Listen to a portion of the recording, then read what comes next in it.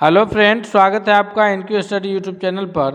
Bihar DElEd प्रवेश परीक्षा 2025 से संबंधित जो है सोशल साइंस, जिससे लगभग 20 प्रश्न रहते हैं, तो उनकी से संबंधित 20 टॉप प्रश्न को लाए हैं ताकि आप जो है परीक्षा में 20 में से 20 प्रश्न को गेन कर पाएँ।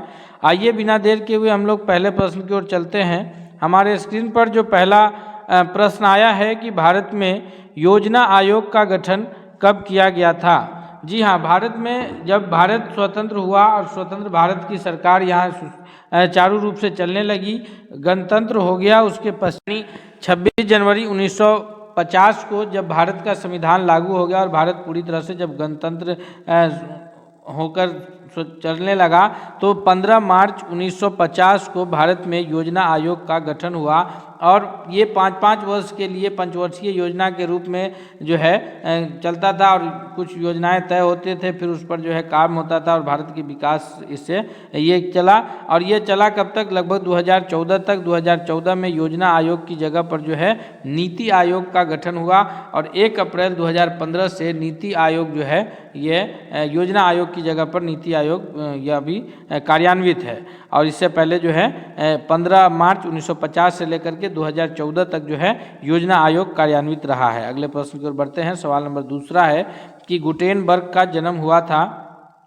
गुटेनबर्ग का जन्म जो है कहाँ हुआ था? तो गुटेनबर्ग का जन्म जर्मनी में हुआ, अर्थात ऑप्शन नंबर बी दूसरे नंबर प्रश्न का सबसे करेक्ट आंसर के रूप में उत्तर जाना जाएगा। नेक्स्ट प्रश्न है हमारे स्क्रीन पर कि वार एंड पीस जो पुस्तक है इसके लेखक कौन हैं? वार एंड पीस के लेखक कार्ल मार्क्स है या लियो टॉलस्टॉय है या इनमें से कौन है? तो सही उत्तर के रूप में जो आंसर जाना जाएगा वो तीसरा का ऑप्शन नंबर बी के लियो टॉलस्टॉय जो है वार एंड पीस के लेखक हैं। कार्ल मार्क्स जो है इनकी जो रचना है वो दास कैपिटल नामक पुस्तक है। दास कैपिटल को जो है ये मतलब समाजवादियों का बाइबल के रूप में जाना जाता है।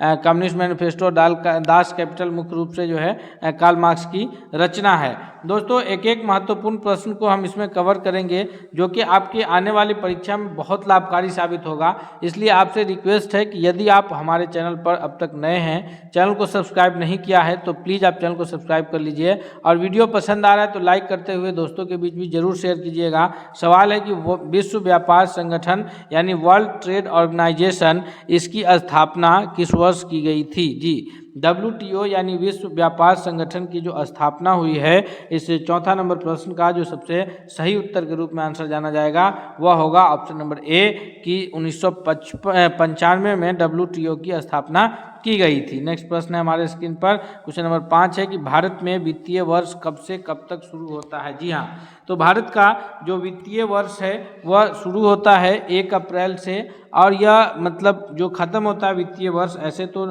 ईसाई कैलेंडर के हिसाब से बाकी चीज़ चलते हैं यानी कि ईस्वी कैलेंडर जो है जो 1 जनवरी से शुरू होकर 31 दिसंबर तक चलता है, लेकिन भारत का वित्तीय वर्ष और शैक्षणिक सत्र भी जो है ज़्यादातर 1 अप्रैल से 31 मार्च तक ही चलते हैं। जो मतलब विद्यालय के शैक्षणिक सत्र होते हैं +2 तक के स्कूल्स के, वहीं कॉलेज का शैक्षणिक सत्र फिर अलग चलता है। लेकिन यहाँ प्रश्न है वित्तीय वर्ष के बारे में, जो फाइनेंशियल ईयर बोलेंगे इंग्लिश में, यह 1 अप्रैल से लेकर के 31 मार्च तक चलता है। इसीलिए जो है मार्च क्लोजिंग कहा जाता है। आय व्यय का जो पूरा ये मार्च में उसमें कंप्लीट किया जाता है, कितना आमदनी हुआ, कितना खर्च हुआ, फिर नए वित्तीय वर्ष की शुरुआत 1 अप्रैल से होती है।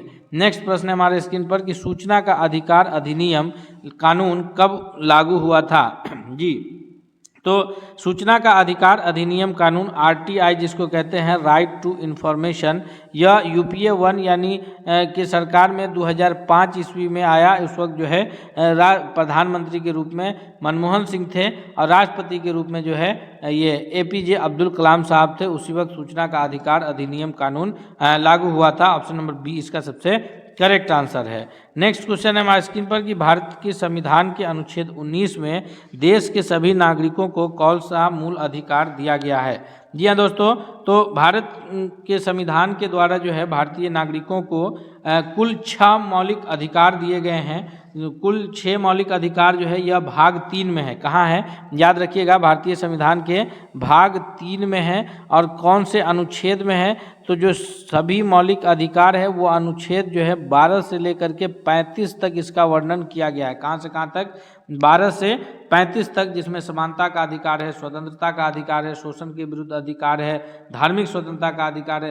तो ये सारे जो मौलिक अधिकार हैं वो कहाँ से, अनुच्छेद 12 से लेकर 35 तक जिक्र है, जिसमें अनुच्छेद 14 से 18 तक समानता का अधिकार है और फिर आगे 19 से जो है 22 तक वो स्वतंत्रता का अधिकार है। अर्थात इसका जो सही उत्तर हो जाएगा 7वां नंबर प्रश्न के लिए ऑप्शन नंबर ए के भारत के संविधान के अनुच्छेद 19 में जो है वो स्वतंत्रता का अधिकार सम्मिलित है, जिसमें सभी व्यक्ति जो है समानता के अधिकार में सभी को कानून के समक्ष सभी व्यक्ति जो है समान है, उसी प्रकार सबको अभिव्यक्ति की स्वतंत्रता है। और अभिव्यक्ति की स्वतंत्रता का अर्थ ये नहीं है कि आप कुछ भी बोल सकते हैं। अभिव्यक्ति की स्वतंत्रता का अर्थ है कि आप जो है ऐसा बात रखें जिससे किसी प्रकार की प्रताड़ना न हो। तो ये है भारत के संविधान में मौलिक अधिकार से संबंधित जो वर्णन था हमने आपको बताया है। हम हर एक प्रश्नों को डिस्क्रिप्शन के साथ बताते चलेंगे ताकि आपको किसी भी प्रकार से प्रश्न पूछा जाए तो आप वहाँ कंफ्यूज ना हो और आप प्रश्नों का उत्तर गलत ना कर पाएँ, आप प्रश्नों का सही उत्तर करके आएँ। हमारा ये कोशिश होगा कि आपका परीक्षा में सफल बनाना हम एनक्यू स्टडी का यह लक्ष्य है। प्रश्न 8वां है कि यूरोप का मरीज किसे कहा जाता था। जी हाँ, तो यूरोप का मरीज जो है यह किसके कहा जाता है, यूरोप का मरीज तुर्की को कहा जाता था। ऑप्शन नंबर ए इसका सबसे करेक्ट आंसर हो जाएगा, यूरोप का मरीज तुर्की को कहा जाता था। नेक्स्ट प्रश्न है हमारे स्क्रीन पर कि लिच्छवी गणतंत्र भारत के किस राज्य में अवस्थित था। तो लिच्छवी गणतंत्र जो है यह सबसे प्राचीन, दुनिया का सबसे प्राचीन लोकतंत्र के रूप में जाना जाता है लिच्छवी गणराज्य को, और यह अवस्थित था भारत के वैशाली जिले में, यानी हम ये कह सकते हैं कि बिहार राज्य में अवस्थित है। ऑप्शन नंबर बी, विश्व का सबसे प्राचीन गणतंत्र बिहार राज्य के वैशाली में स्थित था, जो कि ये। अगले प्रश्न की ओर चलते हैं हम लोग। नेक्स्ट क्वेश्चन है, क्वेश्चन नंबर 10 है कि ब्रह्म समाज के संस्थापक किसने, ब्रह्म समाज के स्थापना किसने किया था। तो ब्रह्म समाज की स्थापना जो है राजा राम मोहन राय हैं, या दयानंद सरस्वती है, या स्वामी विवेकानंद है, या रामकृष्ण परमहंस जी हैं।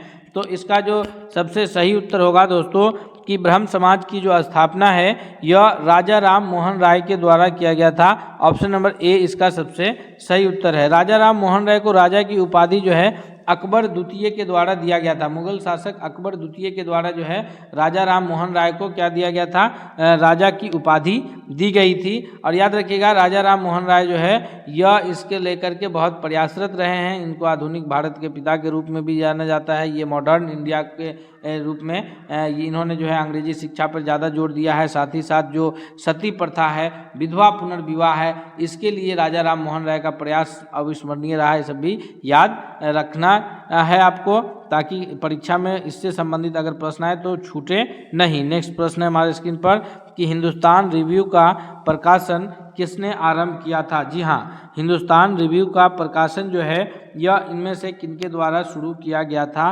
तो 11वां नंबर प्रश्न का जो सबसे सही उत्तर है कि सच्चिदानंद सिन्हा के द्वारा जो है हिंदुस्तान रिव्यू का प्रकाशन शुरू किया गया था। याद रखिएगा सच्चिदानंद सिन्हा जो है यह बिहार से थे और इन्हें जो है भारतीय संविधान का जब निर्माण कार्य चल रहा था उसमें इनको अस्थायी अध्यक्ष के रूप में चुना गया था। जी, भारतीय संविधान के अस्थायी अध्यक्ष 2 दिन के लिए या अस्थायी अध्यक्ष रहे 9 दिसंबर 1946। कब? 9 दिसंबर 1946 को इनको अस्थायी अध्यक्ष चुना गया और 11 दिसंबर 1946 को जो है भारतीय संविधान के अस्थायी अध्यक्ष के रूप में बिहार के डॉक्टर राजेंद्र प्रसाद जो हमारे प्रथम राष्ट्रपति हुए हैं उन्हें चुना गया था। तो सच्चिदानंद सिन्हा से संबंधित एक और प्रश्न आपसे नहीं छूटना चाहिए। इन्होंने हिंदुस्तान रिव्यू का प्रकाशन प्रारंभ किया, साथ ही साथ भारतीय संविधान निर्माण के क्रम में इन्हें भारतीय संविधान का अस्थायी अध्यक्ष कब? 9 दिसंबर 1946 को चुना गया था। जी, याद रखिएगा ताकि कोई भी प्रश्न आए तो आपसे छूटना नहीं चाहिए। प्रश्न है कि 12वां कि 16वीं लोकसभा का चुनाव किस वर्ष हुआ था। तो 16वीं लोकसभा का जो चुनाव है यह लोकसभा का चुनाव 2014 में हुआ है। ऑप्शन नंबर सी इसका करेक्ट आंसर हो जाएगा। 16वीं लोकसभा के चुनाव में जो है यूपीए सरकार इंडिया में बदली थी। उससे पहले यूपीए गठबंधन की सरकार थी और उसके बाद जो है फिर एनडीए गठबंधन की सरकार बनी 2014 में, जिसमें नरेंद्र मोदी जो है प्रधानमंत्री बने और उससे पहले यूपीए सरकार में मनमोहन सिंह प्रधानमंत्री थे। हाल ही में उनका निधन हुआ है 2024 में। तो इसमें ये लोकसभा का 14वीं 16वीं लोकसभा का चुनाव 2014 में हुआ। इस वक्त जो प्रधानमंत्री बने डॉक्टर मनमोहन सिंह, और उसके बाद जो है ये उस वक्त जो लोकसभा के अध्यक्ष के रूप में कार्य की वो सुमित्रा महाजन। उसके बाद 17वीं लोकसभा का चुनाव 5 वर्ष के पश्चात 2019 में हुआ, और इस वक्त भी नरेंद्र मोदी जी प्रधानमंत्री बने। और फिर जो है ये ओम बिरला जी जो हैं लोकसभा अध्यक्ष हुए। और उसके बाद 18वीं लोकसभा, अभी वर्तमान में जो लोकसभा चल रही है 18वीं लोकसभा है, जिसका निर्वाचन पिछले वर्ष 2024 में हुआ है। यह 18वीं लोकसभा है जिसका निर्वाचन 2024 में हुआ है, और इस वक्त भी ओम बिरला ही वर्तमान में लोकसभा अध्यक्ष है। अगर प्रश्न वर्तमान लोकसभा अध्यक्ष का पूछा जाए तो आप ओम बिरला को टिक करेंगे, आपको सही उत्तर मिलेगा। नेक्स्ट प्रश्न है कि इनमें से कौन सा सबसे लंबा राष्ट्रीय राजमार्ग है? जी हाँ, NH नेशनल हाईवे सबसे लंबा राष्ट्रीय राजमार्ग इनमें से कौन सा है? तो 13वां नंबर प्रश्न का जो सबसे सही उत्तर हो जाएगा वह ऑप्शन नंबर डी के रूप में जाना जाएगा कि सबसे लंबा जो राष्ट्रीय राजमार्ग है वो कौन है। तो इसका correct answer option number D यानी 7 के रूप में आंसर जाना जाएगा। नेक्स्ट प्रश्न है हमारे स्क्रीन पर 14वां है कि पीतल जो कि एक मिश्र धातु के रूप में जाना जाता है, यह किन किन तत्वों से मिलकर बनाया जाता है? तो पीतल जो बनाया जाता है, तैयार किया जाता है, उसमें शामिल होते हैं तांबा और जस्ता। ऑप्शन नंबर सी इसका 14वां नंबर प्रश्न का ऑप्शन नंबर सी सबसे करेक्ट आंसर होगा। नेक्स्ट प्रश्न है कि झारखंड राज्य का गठन कब हुआ? तो झारखंड राज्य का गठन बिहार से झारखंड एक अलग राज्य के रूप में सन 2000 ईस्वी में स्थापित हुआ है। तो वो तिथि कौन सी थी? तो ऑप्शन सी के रूप में सही उत्तर जाना जाएगा कि 15 नवंबर 2000 ईस्वी को बिहार से अलग झारखंड हुआ। इसे पहले याद रखिएगा कि बिहार जो है खुद एक बंगाल का हिस्सा हुआ करता था। 1912 में बिहार बंगाल से अलग हुआ। कब? 1912 में बिहार जो है वो बंगाल से अलग हुआ। 1936 में बिहार और झारखंड संयुक्त रहा, लेकिन बिहार से अलग कौन हो गया? उड़ीसा राज्य, जो वर्तमान में अभी उड़ीसा राज्य के रूप में जाना जाता है, वह 1936 में बिहार से अलग हुआ। और उसके पश्चात फिर बिहार से ही 15 नवंबर 2000 को ये राज्य जो है अलग हुआ, वो था झारखंड राज्य। ऑप्शन नंबर सी इसका सबसे करेक्ट आंसर है। नेक्स्ट सवाल की ओर बढ़ते हैं। सवाल नंबर 16 है कि पंचायती राज व्यवस्था सर्वप्रथम किस राज्य ने लागू किया था? तो पंचायती राज व्यवस्था सर्वप्रथम किसने लागू किया? इसका उत्तर जानने से पहले हम आपसे फिर रिक्वेस्ट करेंगे कि अगर हमारे चैनल पर नए हैं तो सब्सक्राइब जरूर कर लीजिए, और अगर यह वीडियो आपको पसंद आ रहा है तो आप लाइक करना नहीं भूलिएगा। याद रखिएगा कि पंचायती राज व्यवस्था जो है यह 73वां संविधान संशोधन के द्वारा, कब? 73वां संविधान संशोधन 1993 में। याद रखिएगा कब? 73वां संविधान संशोधन 1993 के द्वारा पंचायती राज व्यवस्था, जिसके तहत 3 स्तर की सरकार का बाद पंचायती स्तर पर स्थानीय निकाय की सरकार के रूप में जो है ये संविधान में संशोधन करके पारित किया गया था। और इसे सबसे पहले राजस्थान राज्य ने लागू किया। ऑप्शन नंबर ए इसका करेक्ट आंसर होगा। 3 स्तर की जो सरकार है पंचायत में, वो ग्राम स्तर की सरकार है, जिसका प्रमुख जो है मुखिया होते हैं। ग्राम स्तर की सरकार का जो मुख्य व्यक्ति कौन होते हैं? मुखिया। और उनके कार्य में सहयोग करने के लिए जो है ग्राम के वार्ड सदस्य होते हैं। उसके बाद दूसरा है प्रखंड स्तर की सरकार, जिसके प्रमुख जो है को बिहार में प्रमुख के नाम से ही जाना जाता है।